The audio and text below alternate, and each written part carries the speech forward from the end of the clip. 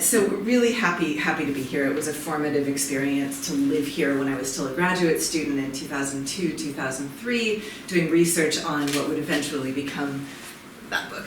And I lived here in Podil on Igorevsky, which was very nearby, and spent a lot of time speaking Yiddish in my apartment. We had this little sort of a Yiddish kreis made up of people from Kiev, another graduate student who happened to be from Japan, a couple of older Yiddish speakers.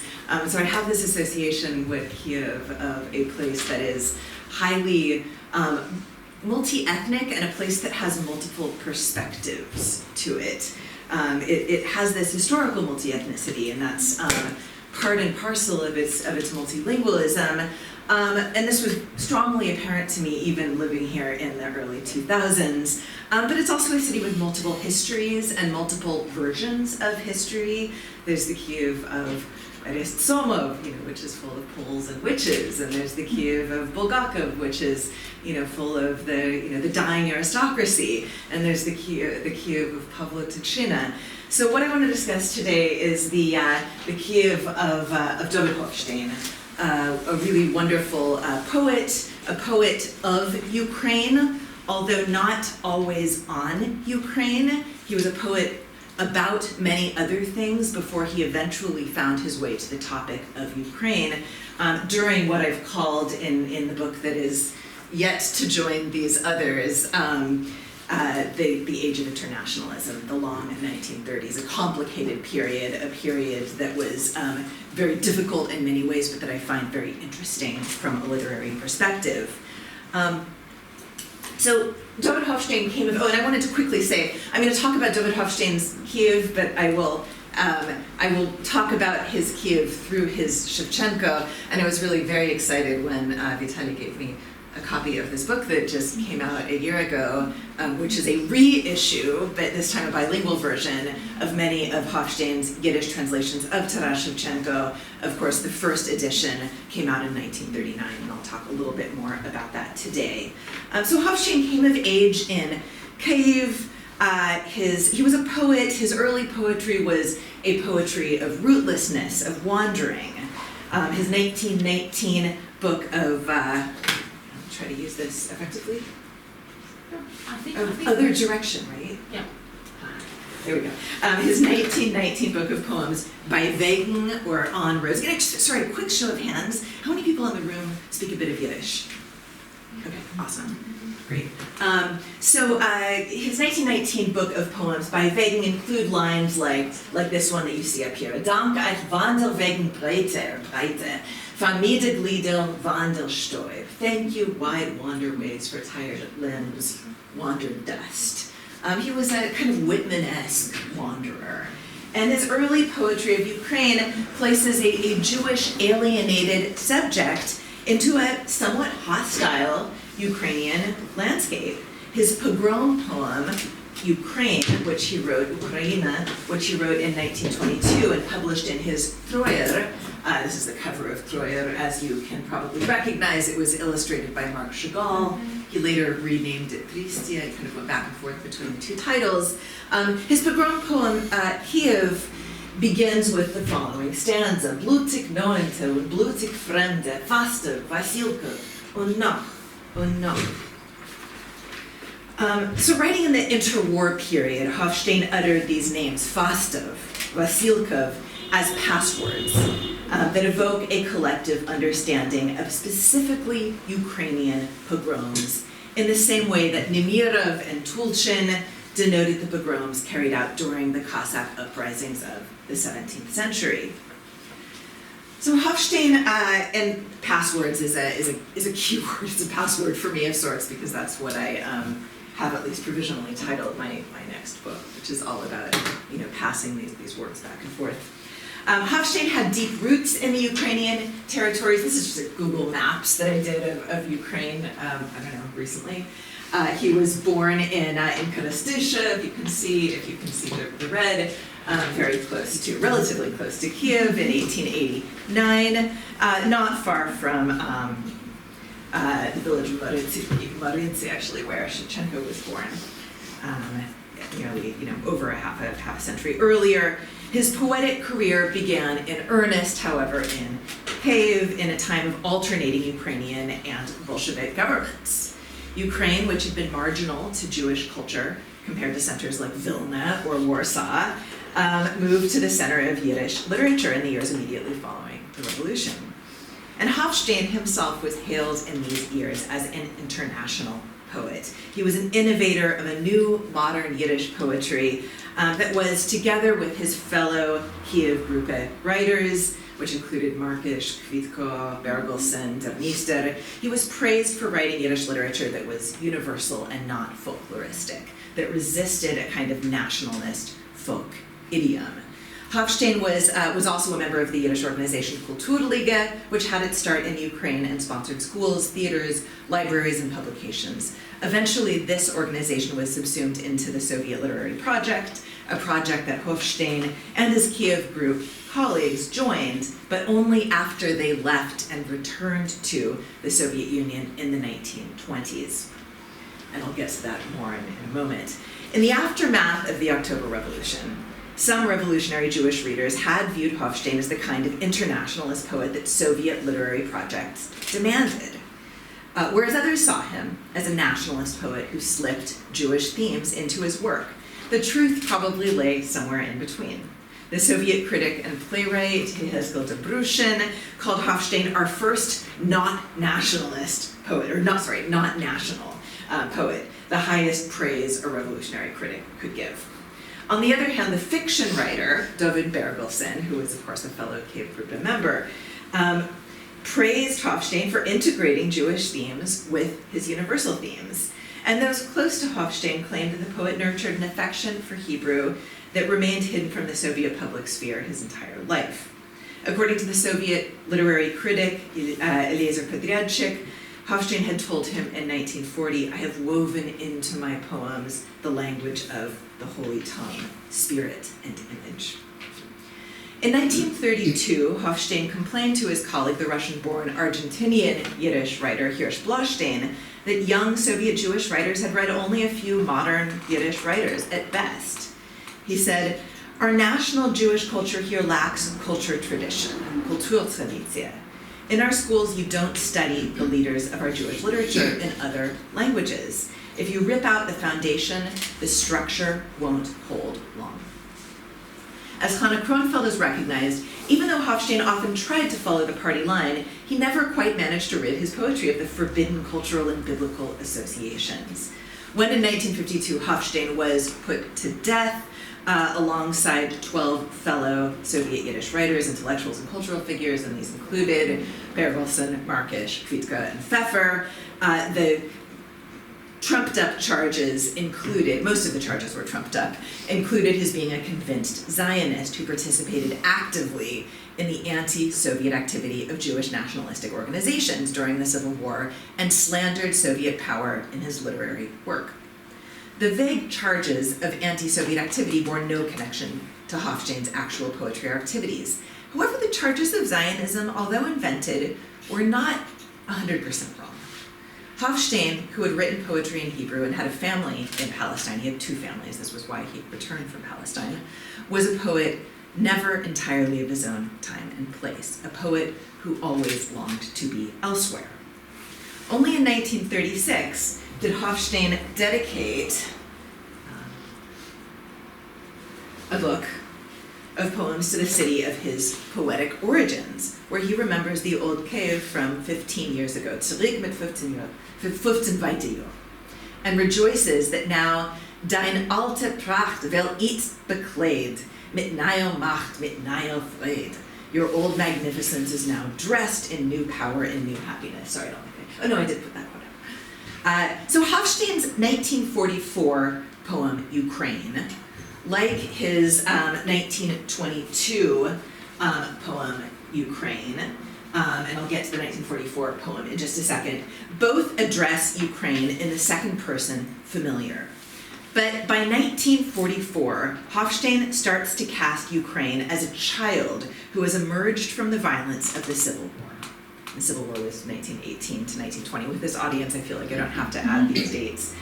a young woman with motherly pain. And in his 1944 Ukraine, he's shifted somewhat from this 1922, Fausto and Vasilkov, etc. He writes, von Reuch und von Bruch und von Asch und von Schand, ich der See, du der hebst dein zerschädigt der Hand, und der hebt sich dein Kopf, was mit Blut ist beklebt, ich der See dein Gesicht, o lebt, o lebt. I'll just quickly read that part in English. From smoke and from woe and from ash and from shame, I see you lift your damaged hand. Your head rises, pasted in blood. I see your face. Oh, it lives. Oh, it lives. In a bizarre sexual unveiling, Hofshteyn goes on to depict a highly feminized Ukraine who, having been violated and battered, is now undressed, admired, and deemed ready for marriage. And I'm going to skip parts of this, but if anyone wants to look at it more closely, we can go back later. Ich der See und der hebt sich dein Guf, dein Gestalt, was die rechtlich von Kleider auf ihm Koin sich halt, und es fallen die schmutzige Schmattes von Leib, sie ist zu sehen schon, a kind, a del wachsens, a vibe. I see now your body, your image is rising, how your clothing's remains can barely contain it, and the dirty rags fall from your body. You can see it. A child grown into a wife. And then he goes on, it's a stunning body with beauty that shines through shame and through mockery and through the violence of hate. Precisely who will betroth the new Ukraine, whether the people, Stalin or Russia, is initially vague. But by the end of the poem, Hofshteyn suggests that the husband is none other than the Yiddish poet himself. It's Ukraine, my home, Ukraine, my land. It says Ukraine, mein Heim, Ukraine, mein Land. The poem is both a reconciliation and a sexual conquest, one that is, we must assume, not entirely consensual. The shame and mockery, Schand und Spott, mentioned in the opening and closing of the poem, allow for an interpretation that the Soviet peoples, Jews included, have thrived at Ukraine's expense. He appears to be writing here on a couple of registers, and this is important. Soviet optimism and national tragedy. The new Ukraine will be better for Soviet internationalism, but Ukrainians will lose something of their beloved homeland. Well, what changed between the publication of Hofshteyn's first Ukraine with Fausto Vasilkov and his last Ukraine with this unveiled woman about to be, taken? He had moved to Palestine following his protest, his official protest, that Hebrew should be taught in the USSR. And then he returned to the USSR a little over a year later in 1926 and repented. The reason that he returned probably had to do with the fact that he had two sons still back in the Soviet Union, although he now had a child also in Palestine. But less obviously, upon his return, Hofshteyn was rewriting his poetics of alienation, marginality, and national solidarity to focus not on the rootless Jewish subject, but on the territorially rooted, if still marginal, Ukrainian subject. He did this in two ways. One was through the kind of weird programmatic poetry about Ukraine that I've just shared with you, but a more important turn in his poetry was through translation. I'm interested in considering how translation between minor languages figured into a Soviet version of what the theorist Amir Mufti has called nation thinking. Mufti uses this term to describe the theretofore marginal European nations who emerged in the early 19th century as agents of their own change, but also to describe the European Orientalists who wrote the traditions of the colonized nations for them. The Soviet context troubles this somewhat, as Hofshteyn, a Soviet Jew, was empowered to explain the nationhood of another marginalized group, but could only access his own national experience through this act of cultural borrowing or cultural appropriation.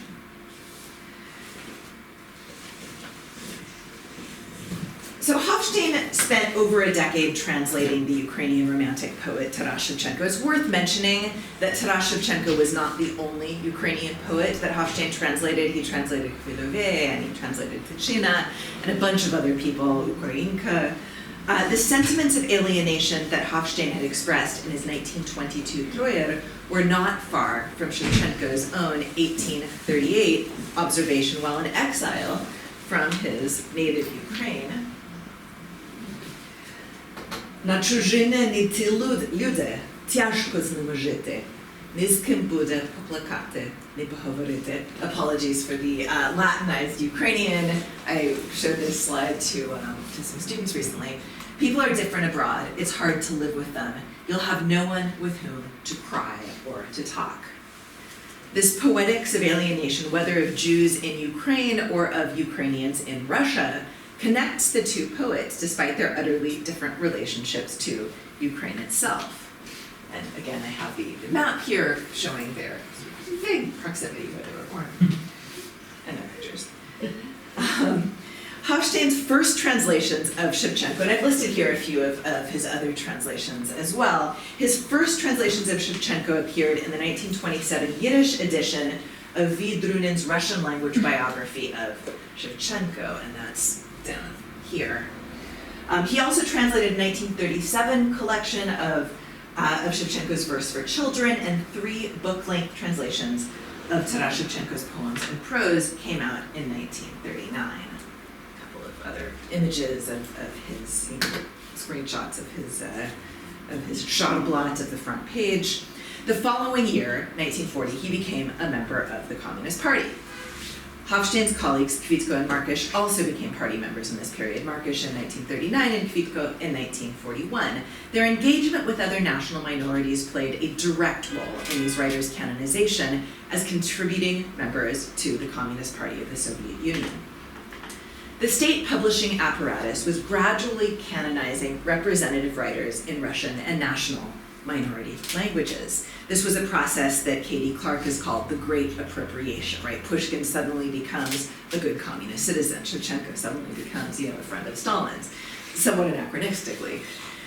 The official Russian writers, including Pushkin and Dobrayubov, Sholem Aleichem eventually became the representative Yiddish writer, and Ukrainians were given Shevchenko, who was widely celebrated in the spring of 1939 on the occasion of his 125th birthday. In April of 1939, a monument of Shevchenko was erected in Kyiv, and Nikita Khrushchev, who then headed the Communist Party in Ukraine, delivered a speech at its unveiling. Khrushchev said, "All the peoples of the Soviet Ukraine lovingly translate the poetry of Shevchenko, a Ukrainian poet, into their own languages." And that same year, St. Vladimir University was renamed Taras Shevchenko University. Soviet publishers were tasked with rapidly producing editions that emphasized proto-socialist content and bore introductions highlighting Shevchenko's struggle for a friendship of nations, obviously obscuring those things that didn't work with this vision. That was part of the appropriation project. Newspapers across the Soviet Union ran articles about Shevchenko and examples of his poetry.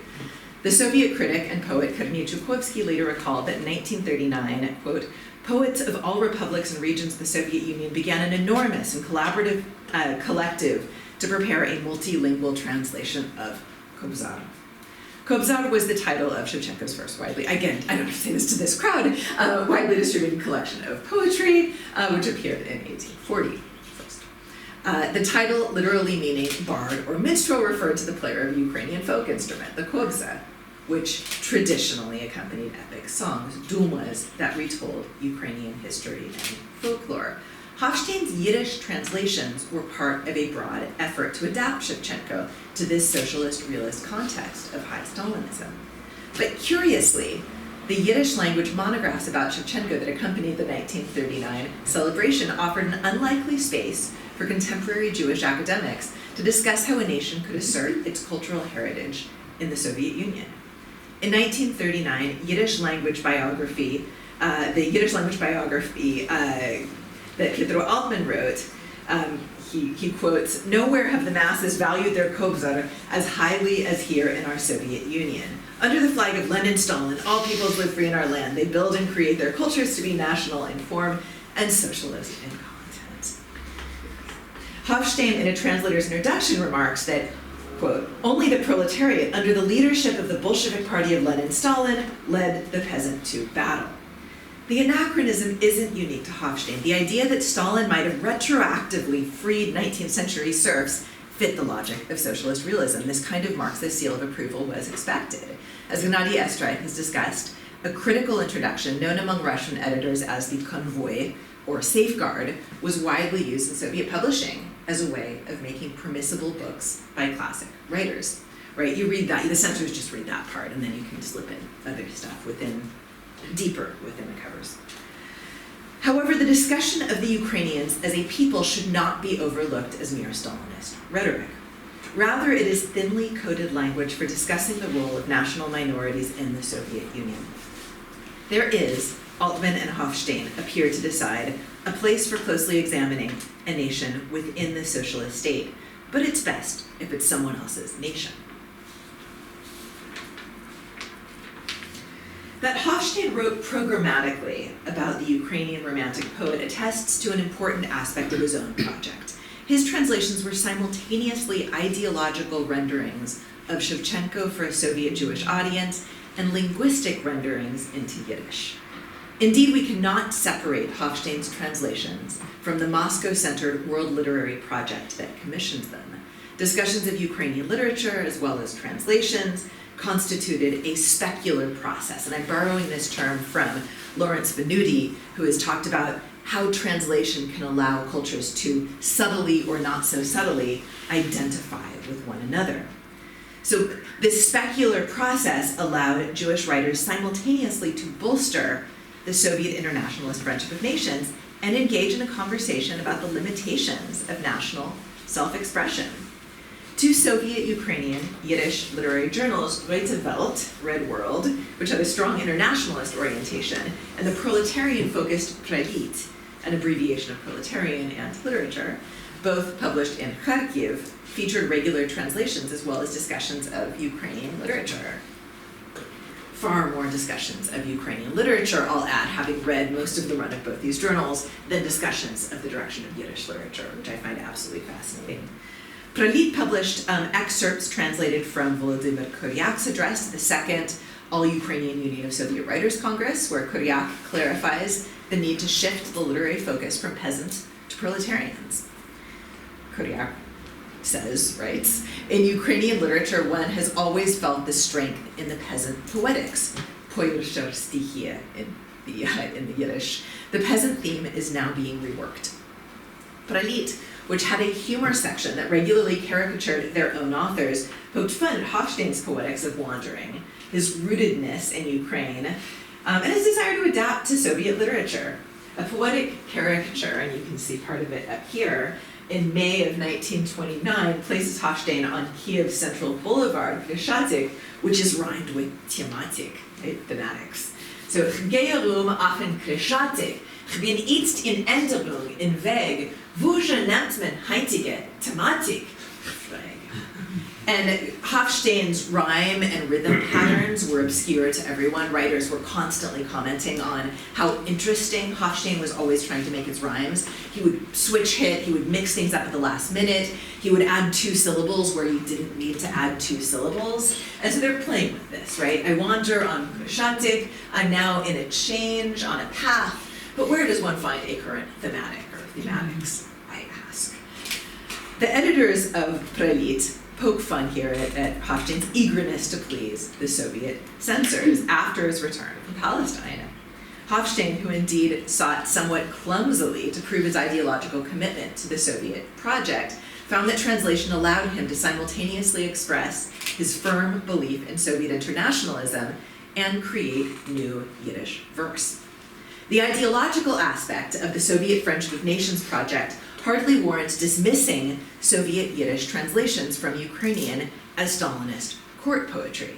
To the contrary, the poetic license Hofshteyn took attests to both the maturity of Yiddish translation by the 1930s and to Hofshteyn's eagerness to find a means of Yiddish poetic expression, even through the looking glass, through the specular process of Ukrainian subject matter.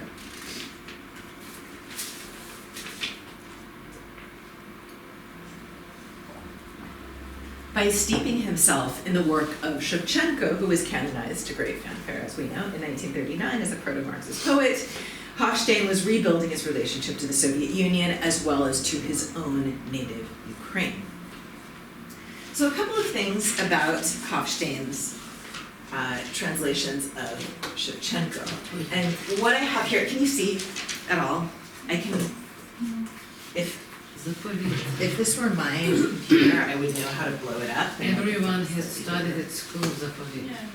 Oh, you'll know it. So you Yes. but you don't know Hofshteyn's translate. But you can look. Not everyone knows Hofshteyn's I'll read it. translation. Don't worry. Okay. I know. I thought you were like groaning because you couldn't see the size of it. Anyway, so beyond a sense of alienation as minority poets, Hofshteyn and Shevchenko shared formal sensitivities, and this was, I think, probably the thing that first attracted Hofshteyn to Shevchenko. They were both wordsmiths. They both liked to invent new words. They both liked to play with alliteration. Hofshteyn's wordplay, alliteration, and internal rhymes complement Shevchenko's alliterative Ukrainian. So let's just take the line here, the famous line here in Zapoviz, where Shevchenko's speaker prepares to leave the hills and valleys of Ukraine to meet his maker, right? So, все покину і полину до самого Бога. And then in Hofshteyn's Ukrainian, you have alt zwar losen, unzich losen, bis die Himmeln trocken.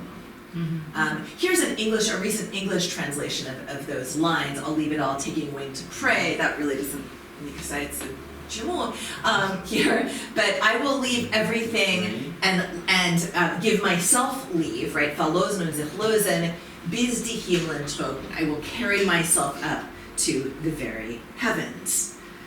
Not only does Hofshteyn create a new internal rhyme, verlosen, sich losen, he preserves Shevchenko's vowel sounds, right? He turns boha, do samого boha, into trocken in the Yiddish, creating an intertextual rhyme. Not only do you all know Zapoviz, Hofshteyn's readers knew Zapoviz, his Yiddish speakers knew Zapoviz, everyone knew Zapoviz. And so they had that in their heads when they were reading his translation. Don't you think so? I mean, was everyone who was speaking Yiddish actually speaking Ukrainian and reading this? I mean... By 1939, yes. By 1939, everyone was reading Shevchenko, and I've asked, I have even asked some like children of some of these Yiddish writers, they all had Shevchenko. The ones that were living in Kiev, the not necessarily Yiddish writers living in Moscow, but the ones in Kiev, 100% by the 30s, not earlier, by the 30s. But there still is a guy in the end of this verse, Kom geen God vermogen. Yeah. So there still stays, applies, Yeah, at so least somehow a again is not But it's 19th century, so, you know, Yeah, okay. he gets away with a little bit, you know. I don't know God is Okay, good yeah, for Soviet yeah. traditions. Probably. It's anti-clerical. Well, then This is part of, but this is part of the Great Appropriation. A few lines of really religious stuff wouldn't have been published, but for example, Maria, Shevchenko's Maria was published in multiple translations. And that, of course, was dealing maybe somewhat atheistically, but nonetheless, it was dealing with issues of God and religion, and that was because it was old. It was allowed to be published, and it was allowed to be published in translation. Right. But I will note that he softens it, right? Do samого Boga, to God Himself becomes up to the heavens in this line, right? Bis die Himmeln. So Hofshteyn hedges a little bit. And you can buy a copy of this book, I believe Zapoviz is in here, in Hofshteyn's And it's translation. in the internet also. You can find Hofstein's It's all on the version internet. of Thank God for the Dovid. internet. Yeah. So he creates these internal lines, but I would say that an even more virtuous, and I'm fascinated by the way that Hofshteyn skirts it, right? And Shevchenko can get away with it. You can republish Shevchenko in the Ukrainian, get away with a little bit of God. Yiddish writer already suspected of being kind of Zionist. You've got to be a little careful and draw a fence around the law in this sense, right? A fence around the Soviet law by not allowing God in, right? To go through a separate mirror here. I would argue that an even more virtuosic example of Shevchenko's wordplay comes with this line, "Shoblani shirokopoli," right? Shirokopoli. How would you translate this into English or really any other language? Many-fielded, multiple fields. It's just such a Wide wonderful fields. word, right? Broad field, usually, yeah. Broad-skirted fields, maybe broad-brimmed fields, broad-shouldered.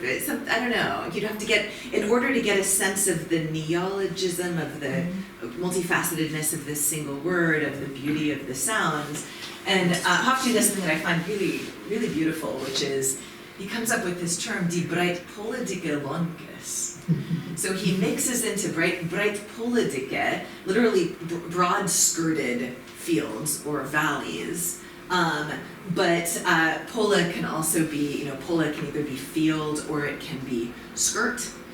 So he's playing with the wordplay and finding a Can kind it of be field? Ukrainian. This came up actually last month. Can it actually be field in Yiddish? Because we were told by Miriam Trin that it was just specifically Like a Slavic. skirt Exactly. or yeah.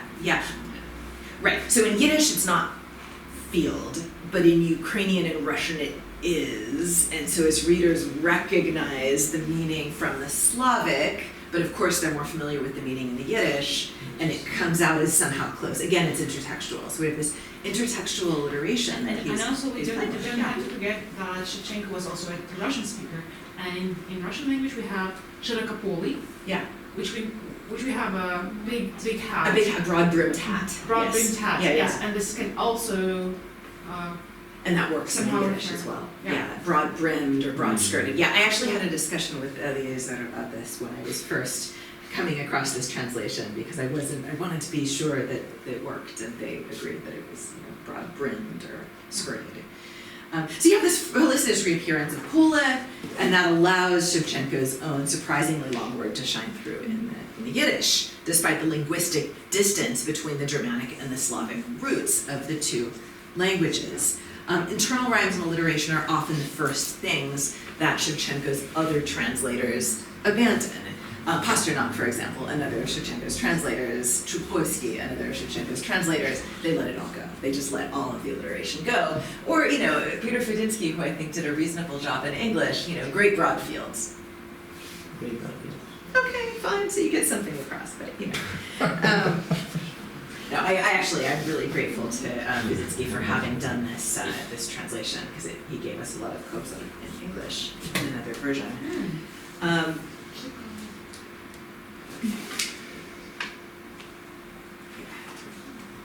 Okay, so there's no perfect translation for the Ukrainian-specific Duma, genre, of course, of lyric, epic poem or song traditionally recited as the accompaniment of a musical instrument, usually a kobza, or a bandura, or a lira.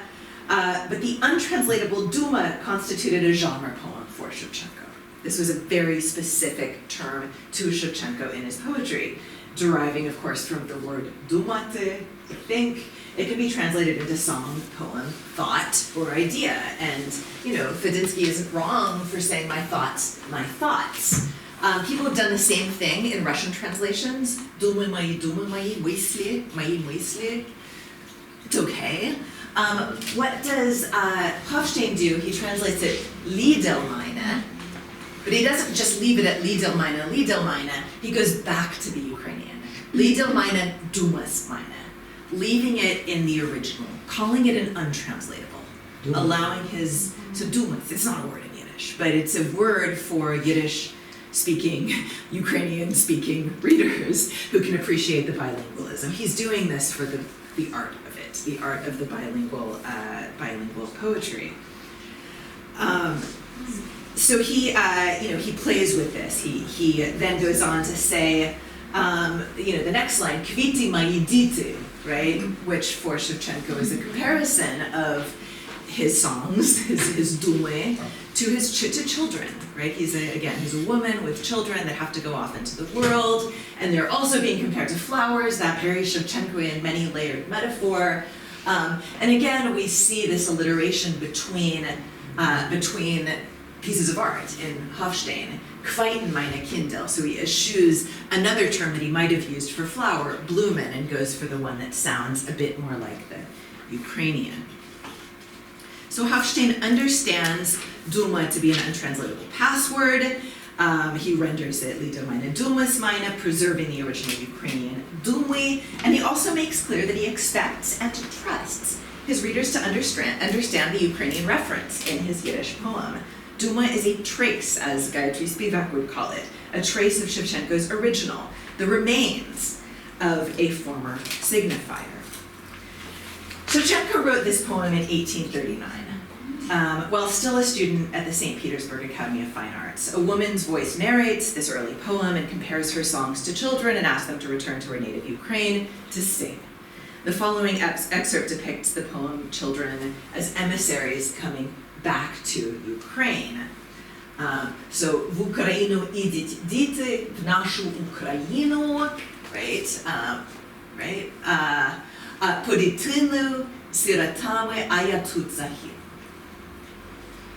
So literally, go children, right? Go children to Ukraine. Here, Peter Fedinsky has to Ukraine, my children, go to our Ukraine as orphans under fences while I stay here to die. Maybe more literally, go children to Ukraine, to our Ukraine, wandering aimlessly as orphans, as I perish here. Hofshteyn changes this, and this is a very Hofsteynian move. First of all, he adds 3 syllables to the final line of this passage, claiming it as his own poem, and allowing the long pause to emphasize the distinction between the song children, who will travel to Ukraine as orphans, and the mother poet, who expects to remain in exile. So here in the Ukrainian, if you can see, Auf Ukraine geht jetzt Kindel, auf Ukraine geht jetzt singen, unter Ploitor, wie Jesoimim, und ich will schon do versinken. Zufil. Is it sufil, or does it slow it down and make you stop and feel the tragedy of all of this, right? That he's not going to get to join his child poems in their final There is destination. actually an additional inner rhyme between the second and the second and first verse in this. Yes. Yes. He Kindle adds singen. Kindle singen and sinken. Yeah, Schon do versinken.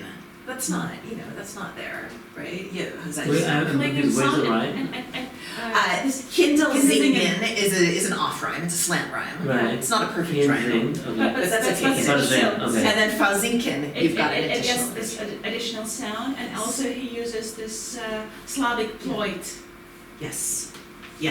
Untila ploit, right? Or a little bit earlier, Del Nisto had written this story about dying, Untila ploit, and published it in Great Developed. I mean, this was all in the collective imagination, this idea of dying alone under a fence. And Shevchenko uses under a fence also in his Maria, by the way. That's Mary dies alone, Untila ploit, and that's the term that Hofshteyn uses in his translation. That's not just any fence, that's a rural fence, just something you have under every other mensen of every other poorest family in India. But there's another meaning of it in Jewish, right? Hinterlandploit, which is you're buried behind the fence, means you're buried away from your community because you've been considered an apostate. Mm-hmm. So there's this additional, right, that she's separated from the community. Which actually suits Shevchenko perfectly. It's a match made in heaven. So he adds east as well. Another thing that you may have noticed in here, right? Auf Ukraine geht east. Kindle. That choice adds urgency. It also adds it keeps the rhythm, but it adds urgency to the mother's request. Moreover, in the second line, Hofshteyn forgoes the possessive R Ukraine, which I find really fascinating, right? It's not naшу Ukraину. It's just auf Ukraine. Niet in Oekraïne, geen Oekraïne. But it's his own poem. It's Hofshteyn's poem. It's not Until Ukraine. So he chooses instead to make the children poems sing. He could easily have put that syllable in. He doesn't. They're going to go sing I don't think instead. the off, just to go to John's point, I don't think the off isn't that marked. I mean, it seems, it doesn't seem personally that Off marked. is like not. Off is like. I know, but it's. I mean, I feel like in Yiddish right now we say Ukraine, but. We know that Shevchenko himself used we this. say He would use this, yeah. absolutely. No, ale w tym wierszy nie. I love doing it, but not with this one. But would it have been marked? My question is just to piggyback on that. Would it have been marked then? It wouldn't have. This was just. The off. No, I don't think it would become linguistically standard to say v Ukraine yet in. I'm talking about just the Yiddish, Yiddish. No, but I think it's the same in Yiddish. I think it follows that standard form in a lot of languages. The idea that Ukraine somehow deserves a I thought it was in. I thought it was in the Ukraine, like in that Ukraine. Yeah. Auf Ukraine is something you would often hear, and I associate it with na Ukraine. What I find fascinating is that it's not possessive. It's not our Ukraine. It's not a nationalist Ukraine. It's just Ukraine, right? But one could sing there in theory. You would say that about other countries. You wouldn't say auf Deutschland, auf Frankreich. No. But to me, when I saw that, it's auf dem Weg in Ukraine geht Kinder. Yeah, no, I think and again, I would have to consult with some other Yiddish speakers. My immediate assumption, and I probably should think about this before I publish the book, my immediate assumption is that af is somehow tantamount to na. No, I think you're right. It's just interesting. Because No Ukrainian, as opposed to Ukrainian. You don't say na for very many places. Alaska, right? Af Alaska. There are a few places, there are a few special places that, for weird historical grammatical reasons, imperialist reasons, take this other kind of preposition. In Russia. In all languages. in various languages. In the Ukrainian. In Russian and it's the same. Ukrainian, sometimes in Polish, it's now Ukrainian. Yeah. Basically. And I think Yiddish is just following that same tradition Yeah. of treating Ukraine differently because it's a part of something else, part of Russia. It still stays a very delicate question, actually, for many Ukrainians. Incredibly. And these days, when we, for instance, have people who are native Russian speakers from Russian and abroad, and who say, your own Shevchenko used this, not. Yeah. And it becomes extremely delicate at this point, usually. Yeah. Native speakers always right. I'm not going to implicate Hofshteyn with this one, though. I think it was not yet standard practice in 1939, so he's okay. There He gets was a pass. this practice because I've read revolutionary newspapers in Yiddish published in Kyiv, where was some, for instance, Der Tunkiller's short novel about Kiev revolutionary in 1919. Yeah. People used af Ukraine as tradition from Russian and after Russian Empire. But for that short period that there were attempts to do Ukrainian Republic, they already used in Ukraine. Oh, that's totally And fascinating. it's seen. Okay, so it's there. Yes. It's there. It That's becomes- awesome. it becomes That, very please political. write this article because that's so interesting. Yeah, and I'm going to have to think more about it. I'm going to go back and look at other uses by Hofshteyn later. So the other thing that I wanted to just point out about this line is that Hofshteyn replaces Shevchenko's trochaic trimeter with this repeated trochaic tetrameter, right? So we move from aya tutzahino to un ich will schon do versinken. He turns it into something else. He claims it in the same way that he claims Ukraine in a different way. It's not Nasha, it's just this place. And in this case, I'm sorry, 1939, it's Soviet Union, Ukraine is part of Soviet Union. So Yeah. it's more politically correct to use of Ukraine, not in Ukraine, and not to be nationalistic. He was, and you know, Definitely not our. let's just assume he wanted to write in Ukraine and it was the censors that changed it. So in the process of changing the meter and making this poem his own, he reinforces the metaphor of poems as children, but for his own purposes. And he's also here subtly shifting to the political identity of the poem. His sacrifice of Shevchenko's collective possessive, our Ukraine, Nashu Ukrainu, softens the notion of Ukrainian nationalism as part and parcel of geographic territoriality. So he is making the poem more politically correct. He is translating it into a Soviet as well as a Jewish idiom. Instead, the poem children are told simply to go to Ukraine and so forth. An instruction that in theory need not be unique to a child of Ukrainian nationality. So for Hofshteyn and for his Yiddish readers, Ukraine would have evoked spatial memory and even nostalgia, conjuring for some a sense of national ethos, as many Soviet Jews hailed from the region. However, following the establishment of the Soviet Union, Ukraine as a territory could not be formally linked to the hope for a territorial Ukrainian nation-state, still present for Shevchenko and his 19th century Ukrainian readers. Hofshteyn's choice of unemployed, behind or under a fence, renders literally Shevchenko's pobytynyo an idiomatic term for wandering aimlessly, that literally means under or beneath the fence, right? So you have this possibility of the orphaned dulmi who are confined to wander beneath fences, alienated behind a fence from their own community as well. A Jewish apostate, of course, when deceased, is buried behind the fence. Separation from one's poems, Hofshteyn implies, and by extension from one's national traditions, as he had complained to Hofshteyn back in 1932, is itself a kind of cultural amputation. this separation is tantamount to the separation of an individual from his community for all eternity. So Hofshteyn, by preserving Ukrainian untranslatables in his Yiddish translations of Shevchenko, acknowledges that Yiddish itself is a language full of passwords and a language capable of preserving other people's passwords, other nations' passwords. Hofshteyn's insistence on preserving traces of the Ukrainian original in his translation was also an insistence on preserving the password as a continuation of a cultural tradition. And this act bridges the Yiddish of his translation and the Ukrainian that Hofshteyn's readers are presumed to understand, given their history of cohabitation and conflict with Ukrainians. So given what we can observe about Hofshteyn's immersion in Shevchenko's poetry of the time, and what we know of his own belief in a cultural continuity, how can we understand his programmatic writings about Kyiv in the 1930s? And now I want to turn to this somewhat disturbing, slightly funny, in hindsight, book that he published in 1936.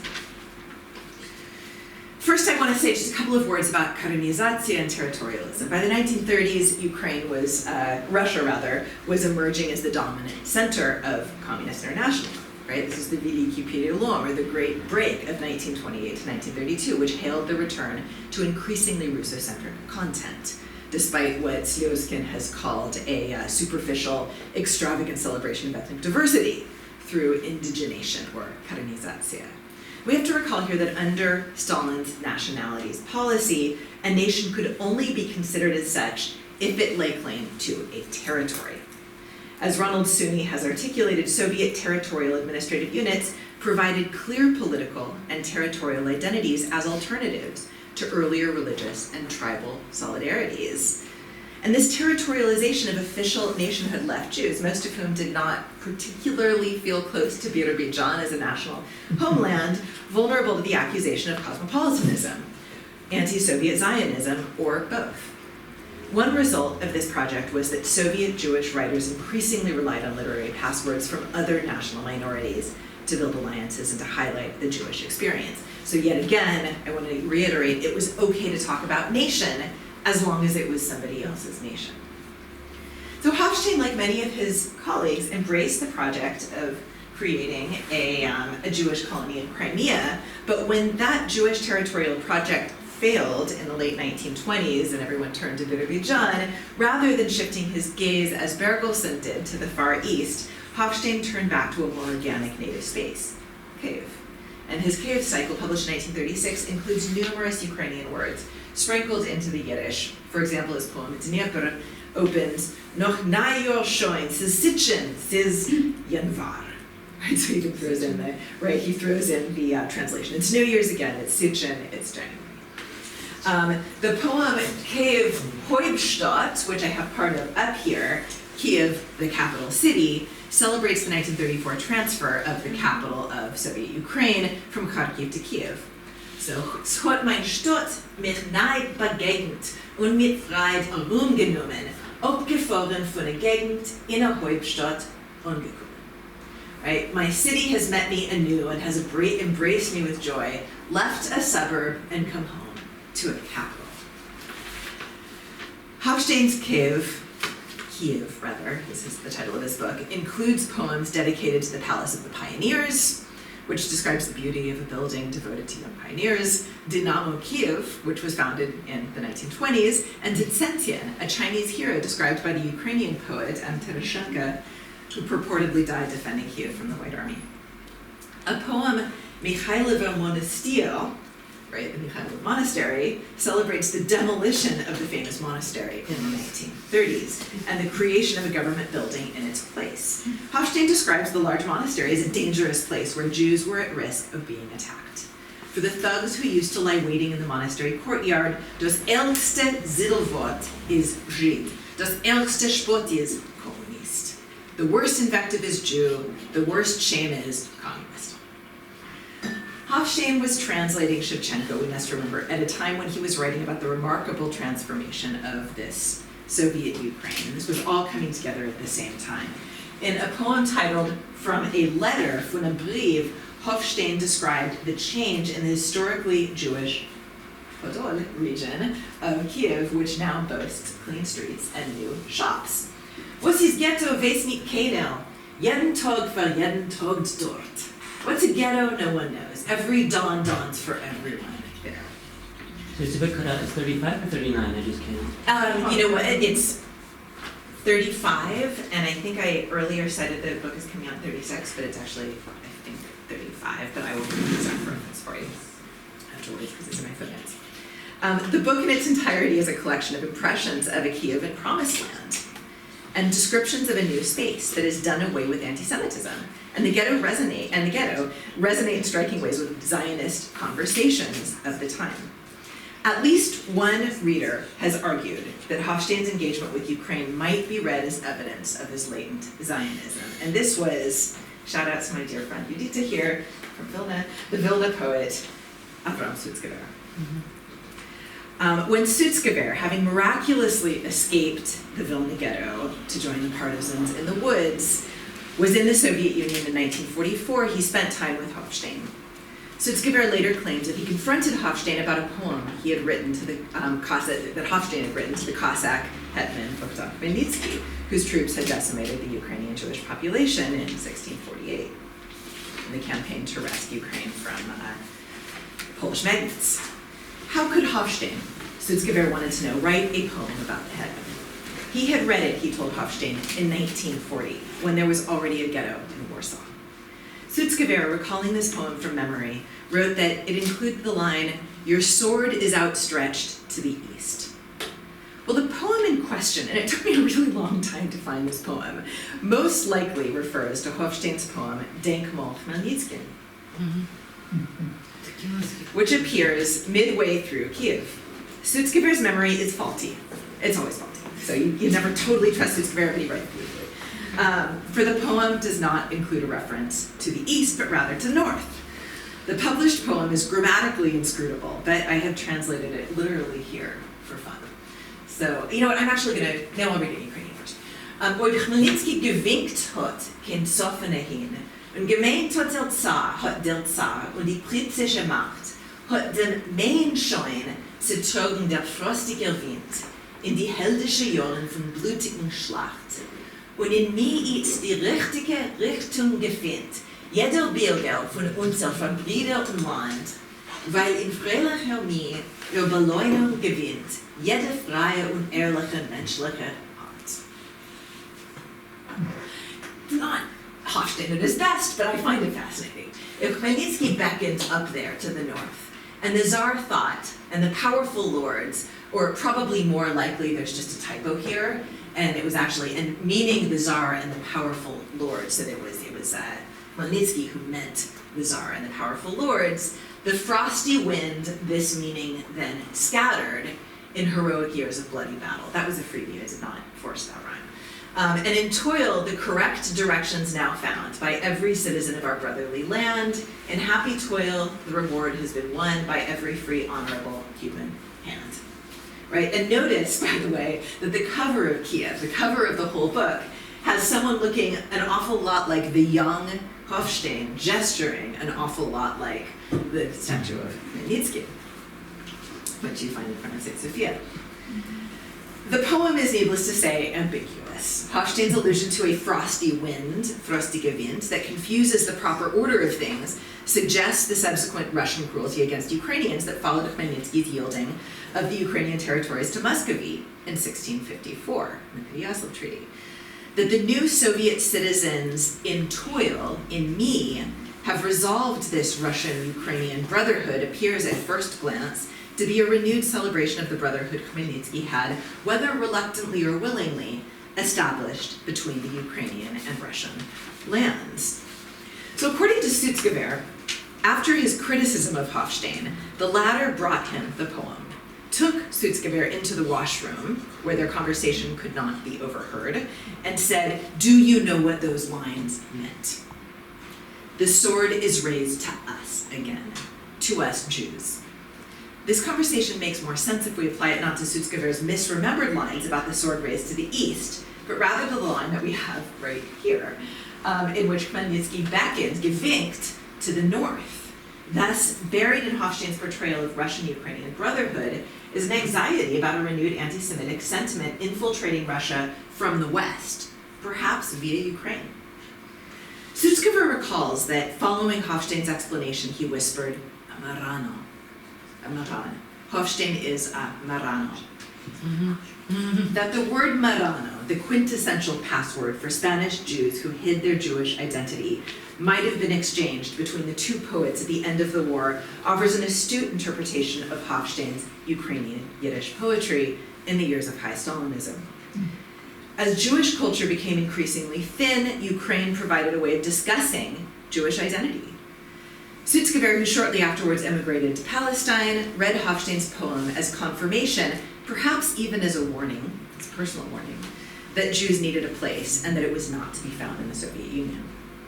This interpretation of Hofshteyn's poem becomes slightly more accessible if we return to Shevchenko, who in 1859 admonished the great hetman, "Yak putote Bogdana piane to perna Peryaslov Plianov." Right? If only you drunken Bogdan could look at Peryaslov now. For Shevchenko, whose oeuvre Hofshteyn knew as well as anyone, Khmelnytsky was not a nation builder but a compromiser whose 1654 treaty with Muscovy had led to centuries of Ukrainian subjugation. Hofshteyn's Khmelnytsky was Shevchenko's Khmelnytsky, a fateful unifier, compromiser, and traitor. Placed in the middle of Hofshteyn's 1936 Kiev volume, this ungrammatical two-stanza poem about confusion was a poem about dangerous unions, about being in the wrong place at the wrong time. Avrom Sutzkever, and I want to finish on this, Avrom Sutzkever offers one more revealing anecdote in his 1962 account of his meeting with the Soviet Yiddish writers. He went twice, he went in 44 and in 46. Peretz Markish hosted an evening at the Writers' Union in honor of Sutzkever's rescue. Hofshteyn arrived late and insisted on reading a poem in Sutzkever's honor, which described an unnamed Elgetz somewhere. Sutzkever reproduced a version of the poem nearly 2 decades later. I don't know whether it was from memory or from a source that he had. I've never found an original source for this. Hofshteyn's poem ends, according to Sutzkever, "Azoi viel Elgetzen hab ich gesehen bisher, und jenem Elgetz euch, und dem, was glanzt in jeder Trail." Right? I've seen so many somewheres before here, and that somewhere too, the one that sparkles in that tear. The reason I doubt this a tiny bit is that Sutzkever was the poet that wrote a lot about tears, sparkling tears, much more than Hofshteyn, but it could have been just like a misremembering. Sutzkever describes loud applause that followed Hofshteyn's reading of this poem. And then he writes, "We understood well which symbolic somewhere the poet meant. The illusion that he, Dovid Hofshteyn, had already seen this somewhere unveiled the poem's deception, but onhielt die Verschleierkeit von dem Lied. The writer and the majority of those in the audience knew that Hofshteyn had spent beautiful months in 1925 in the land of Israel." Well, we have to take Avrom Sutzkever's narration with some degree of circumspection. He was, after all, retelling the episode 18 years later, long after his own immigration to Palestine, and after the founding of the State of Israel. If Hofshteyn did read the poem, as Sutzkever recalls, the somewhere might also have been understood to reference the Soviet Union, by some, at least. Sutzkever recalls leaving the event with Hofshteyn to walk through Moscow, and describes the Soviet poet confiding to him that even as Jews returned to Ukraine from evacuation, no one in Kiev needed his Yiddish poems. Hofshteyn had attempted to publish in Russian and Ukrainian, but the submissions were all returned. So here, as elsewhere, I want to turn to an image of Sutzkever meeting. There's Sutzkever meeting with a bunch of Yiddish poets in their hangout. Hofshteyn's not present in that particular picture. Here, as elsewhere, Hofshteyn appears to be writing on 2 registers, offering simultaneously as a good internationalist Soviet reading and a reading for the Jew who welcomed a Jewish homeland. Kiev, similarly, can be understood as a symbolic city with multiple valences, a Soviet city with a burgeoning potential for internationalism that had also become Ukraine's national homeland. By writing about Kiev and translating Shevchenko during the war, Hofshteyn was not only conveying a romantic Ukrainian landscape to a Yiddish-speaking readership, his translations offer a covert narrative about Jewish history, co-authored with the bard of his neighboring Ukrainians. Hofshteyn resolves his own dilemma, expressed to Blaustein in 1932, about lost Jewish cultural traditions, Kulturtraditions, by broadening his own vision of national literature to include a transnational literary system. The Soviet Great Appropriation of the 1930s may have been imposed from above, but this world cultural project nonetheless encouraged writers to seek new literary connections. By identifying with Ukrainian writers, Hofshteyn was able to make Kiev into a new promised land. For a Jewish writer like Hofshteyn, who recognized the political danger of describing deep Jewish cultural traditions, Ukraine's literary history provided new ways of recalling the Jewish past for his readers, both through negative and positive images associated with Ukrainian Jews' long history of cohabitation with their neighbors. Thank you. I'm happy to take questions. Feel free to any language you like, and please feel free to dive in to more fun Yiddish discussion of the poems themselves, which I love. And I was kind of expecting you guys to jump all over this one, right? Gemeint hat der Zaun die politische Macht. Gemeint dem Zaun. Yeah. We just decided to just have, thank you so much. This was actually a really amazing lecture. It gave me a lot of things to think about. I'm curious if this project that you're currently working on, I understand that you're specifically working on Dovid Hofshteyn and you're not working on sort of other kinds of, let's say, Soviet writers that sort of, that kind of embody these phenomena you're talking about. Just in terms a lot of writers. Yeah, this is just one chapter. I'm just very curious because a lot of things you're talking about sound so similar to me in terms of what Kulbak and sort of Belarusian writers and Kulbak going back to Belarus. I'm curious if you're working on him as well. So the book is about poets. The book is entirely about poets, and what the book is provisionally called. My editor has intimated that she doesn't like the title. So if you have suggestions, please share them. Passwords. Yiddish Poetry in the Age of Internationalism. She doesn't mind the part after that. She thinks password sounds too computer science. Anyway, it's a book about communist identified poets specifically in the 1930s, and I define the 1930s as 1927 to 1943, long 1930s, who described others. And this is really a transnational project between the Soviet Union and the US, but I have a few extra characters who enter in from Mexico, Canada, Poland. So it starts with Sacco and Vanzetti, 1927. The reason I started 1927 is the third period, the beginning of the moment when internationalism becomes a policy thing, right? It's not that people weren't internationalists before that, but 1927 it becomes really official. And in the US, meanwhile, you have Sacco and Vanzetti. And 1927 is when you have a lot of poems emerge about Sacco and Vanzetti, the Italian anarchists who were accused of murder and put to death in Boston. So the first chapter deals with Sacco and Vanzetti. I then move into a chapter about China, the squashed uprisings in China and Crimea. There is a connection. Those of you who will be at the conference will hear more about my thoughts on this. And then I move to Palestine and the failed, the 1929 debacle in Palestine. There was an uprising, a series of uprisings between Arabs and Jews starting in Jerusalem, moving to Hebron and Tel Aviv.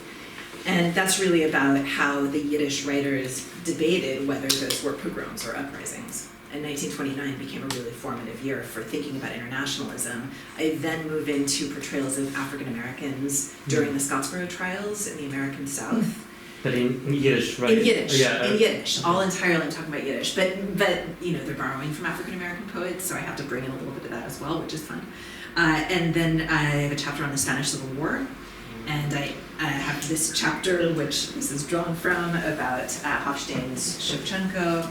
And I end with a chapter about the Hitler-Stalin Pact and how that changes the mind of one of the most vehement Stalinist American poets, Moshe Nadir. So it's about Moshe Nadir's period of tshuva at the end of his life, when he kind of does tshuva for that past and what that might mean for reconsidering this age of internationalism. So that's the overview of the entire project. It's fun. It's been such a fun book to write. I can say that because I'm done. I'm just waiting for it to come out. So I'm hoping it comes out soon. Code words. Code words, yeah. Maybe code words. Eine praktische Frage. Wie sehen Sie das Land in Palästina in 25? Oh ja, in 25. Also kannst du das übersetzen, aber nicht alle. נשאר לך שתי יידיש, זה מה wie ist Hofshteyn? Ja. Is just he Sag mal, nicht alle verstehen Jiddisch, einfach du kannst das übersetzen für die anderen. Right. So, how is it that Hofshteyn came to immigrate to Palestine in 1925? He was there for a little over a year, and this was not a crazy thing to do in the 1920s. First of all, he had already left the Soviet Union. He wasn't in the Soviet Union. He was kind of between Kiev and Warsaw. He was in 1924, 1925. This was not a difficult time to leave. It would become much more difficult after that.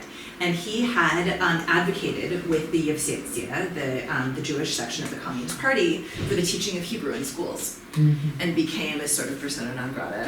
And he was, as a result, kind of compelled to leave. But he ended up having another second family there, which complicated things. And that's why he came back. He had these two sons. So that's and there has been really interesting work that's been done on the Hebrew language poems he wrote while he was there. This is an incredibly talented linguist. He wrote in Ukrainian. I've never found his Ukrainian poems, but I would love to. He wrote, as we know, in Russian. He at least told Sutzkever that he wrote in Russian. And you can see in his Yiddish that he's incorporating all of these things into his Yiddish. So he could have stayed. And it would have, and people did, right? Yalik left around then, and he stayed in Palestine. People from Poland left. Lots of people from Poland left. You had, Monger eventually made his way via other places to Palestine. You had Tzab, where Tzvi Greenberg made his way to Palestine. So it wasn't a crazy move at all. What's interesting is that this group of the Kiev-grupe tended to want to come back for various reasons. It was like they kind of weighed all of the pros and cons, and all for kind of different reasons, found their way out and then found their way back. And the same thing happened with Markish, right? Markish left, he spent time in Warsaw, and then he came back in 1926. Bergelsen spent a long time in Berlin, and then he found his way back in the late 1920s, early 30s. So, yeah. Was it the right decision? It was a difficult decision. We know more about Bergelsen's decision than Hofshteyn's. Hofshteyn, we have this one apologetic letter where he says, "I am ready to join the Soviet peoples again in building the Soviet." First, I wanted just to add something about this monument of Khmelnytsky. So eventually, it really had to point with his Morgenstern to the west. But basically, if it would, as it was arranged in 1888, it would be standing with the horse's tail towards the St. Sophia's main gate. So they somehow, it had to point on Kharkiv and something, but then they turned him a little bit so that it wouldn't show the arse towards the main St. Sophia's gate. And which is why I think Khmelnytsky somehow points to the north, which makes no So what way was sense. Pointing in 1935? It was still there. It was pointing to the north. Okay. Oh, that's interesting. Okay. Yeah, and I had a question concerning relations between Hofshteyn and the other Relit writers. So we do know that he spent some time in Relit. In Pralit. In the Relit building, in the in the building here. in Kiev. Yeah. If you could give some information about like personnel connection of him towards the Ukrainian writers or poets or others. It's such a great question, and now I want to go find out the answer to it because the only thing I know about Ralit is my first trip around Ukraine was with a good friend exactly 20 years ago. It was dating myself here. It was in I was just starting graduate school, and it was in September of 1999, and we interviewed the widow of Kibnis. It's a Kibnis who had also lived there, and she had lived there, and I'm guessing she died soon after that interview in 1999 because she was very, very frail and old. She was maybe 100 or something, and she it was a really interesting interview where she said she talked about living there with all of these other writers and not just Yiddish writers. and Hofshteyn would come by and they would have dinner, and then there would be the Ukrainian writers. So I know that there was this brief community that lived together. Because truly, first of all, there was a big movement inside of community. Yeah. They said they had their own theater for the children, and they had like dinners, and everyone was invited to every other one. And I think that Hofshteyn was maybe one of the few Jewish writers and poets who lived in the new part of the release, so who was among the aristocracy. This is great. Okay. So, and I kind of wonder how was his connection to all others? Did they have discussions or what? Yeah. Actually, any of you know of someone who's done work on this? It was gone through there archives. is a book on the history of Relit. Okay, I need to go look at that. Yeah, it's all like actually, but that's maybe one of the most known, maybe one of the few works in it. Yeah. No, that's a really great point, and that's something I should probably articles about the Jewish writers in the of Tzalik in the Yehupitz. Because it is, as terrifying as this moment was, because it was ideologically a terrifying moment, and that's something that I'm working very hard not to pave over at all. There was also that. There was also the interaction. There was a rapprochement between many of the peoples of the Soviet Union that started in the 1930s, right? Of all horrific times, there was something, the remains of which I think is still felt to some extent in Ukraine, that there was this softening of relations. And that's the thing that I find fascinating. I think there are conversations in the United States right now, especially about intersectionality and about embracing different parts of one's identity and thinking about, your pain versus my pain and how do you compare each other's pain. This was something that people were struggling with in very official terms, and they developed a language to deal with it in the 1930s. And I think turning back to that may move us to a more interesting and more nuanced place now when we talk about identity politics. So that's why I'd like to resuscitate some of the interesting translational benefits of that moment without at all whitewashing it. Because, we know what happened, right? This wasn't, it didn't end well. Yeah. Did you publish that interview that you conducted 20 years ago? Oh God, I need to see if we've got it recorded. It was in Yiddish, right?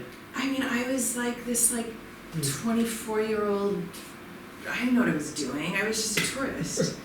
I might have had a little tape recorder. I might have that tape somewhere. That's interesting word.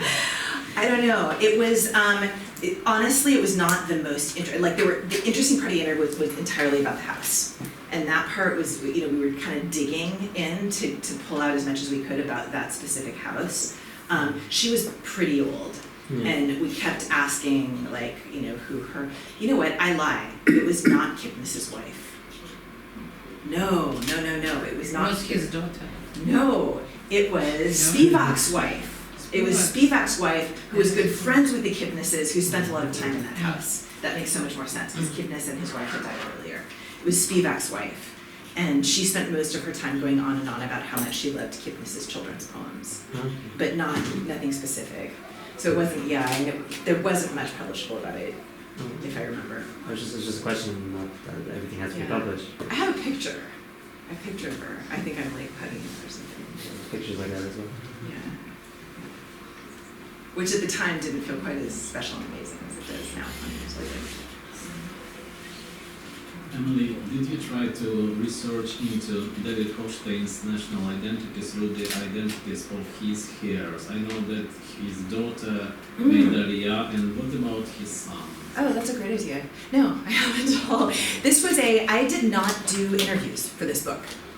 Really at all. I have a few, I happen to know David Markish, Peretz Markish's son, and so whenever I'm not sure about something, I'll write to him in Israel, and that's really helpful. But it's a great idea. I'll be perfectly honest. Writing this book, I wrote this book during 2 maternity leaves. The first for my son, who's now 6, and the second for my daughter, who's now 4. And I was housebound with children, and I was ordering up microfilms, and I could read all of the print run of Pralit and all of the print run of Roosevelt. And it was a book that I wrote because it was a book that I could write under that circumstance. It wasn't a book that involved a lot of interviewing. But if I wanted to push it further, to really kind of find a smoking gun, about his actual identity, I probably could go and ask. Part of me doesn't want to, though, because I don't do it for the other, I don't have a lot of access to people like that for the other poets, so what I rely on is my readings of their texts. And that's what this book ends up being. It's an argument for being able to read certain things into it. It might be a follow-up article. Right? And then I went back to see if I was right, and I wasn't. And, it turns out he had no Jewish identity at all. But I do think there's what to be read into. Oh, sorry. I'm not looking at a clock. Oh no, there's a clock right there. I could be looking at a clock. It's 7:08. Yeah. Еще вопросы?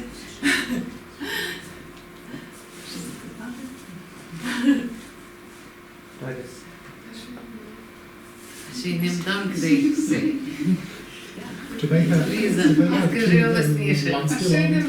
Sorry. Do you get the PDF of Kyiv in Lansky language? Did they have the, I didn't. The PDF of the Book of Chronicles No, in Lansky language. I had to, unfortunately, no, they don't. I have a friend who was going to New York right when I needed that book, and the New York Public Library has the only copy of it. Really? So she very kindly took her iPhone. You mean this Kiev-grupe? Yeah. Yeah, the Kiev. Because I work at library Yeah. where we have plenty of Yiddish Yeah. books, but I have not met this Kiev-grupe I'll send you in a our copy. It's fine. collection. I've got a PDF of it. It's readable? It's in good quality? It's totally readable. It's That's just. fine as well. Yeah, it's fine. I'm happy to disseminate it. You can publish it. Get this exclusion. Sabina Poller in Germany had a copy that she got in Moscow. So we know there's one From in the Amelia, library, yeah.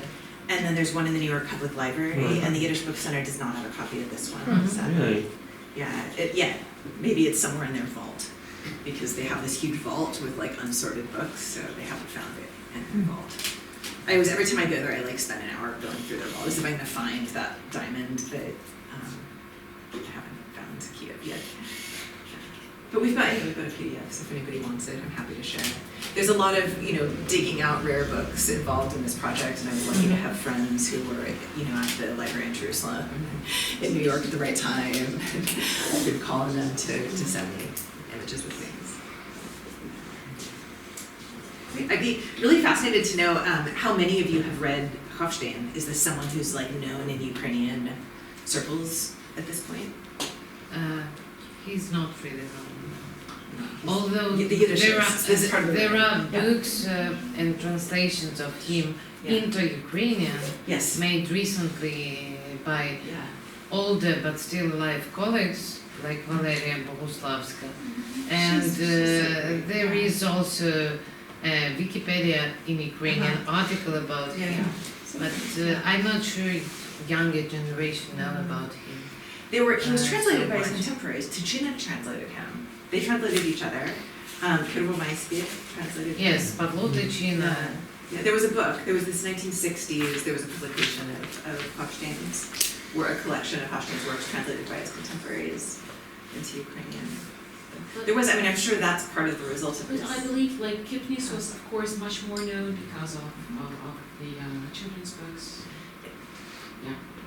He was more accessible. People were more. So in terms of my childhood in the 80s, 90s, the children would read a lot from Kipnis about the baby goat and everything, but I would say that's how she would be as now. I was the same way in the U.S. with Isaac Bashevis Singer, right? I knew him when I was a kid growing up because we had a book of his children. He's the least child-friendly writer out there. But he happened to write some children's stories, and we happened to have the book in our house, and so I knew that Yiddish writer when I was growing up. And I think it's similar. People know Chinese literature. But I do see it. I see more people getting interested in translation now. One sees it happening in Ukrainian as in English. We have yet to have really strong translations of Hofshteyn into English either. Are there any? Or? Yeah. Oh yeah, he's included in anthologies. It's not easy. He is not easy. This stuff is, right? No problem. I'll translate Kiev tomorrow for you. I'll translate Kiev drunk. But it's probably how he wrote it. It's difficult emotionally and linguistically. but also he's kind of, I think Markish is a very attractive writer. He's attractive physically. He's the Mayakovsky of Yiddish, and he's got this, he's got this loud poetry that people sort of are compelled to translate. And I think as more Yiddishists take to translating, and there's been a lot of good work done at the Yiddish Book Center to incentivize this, we're going to see translations of some other really interesting modernists who change the landscape of that. So please go out and learn Yiddish.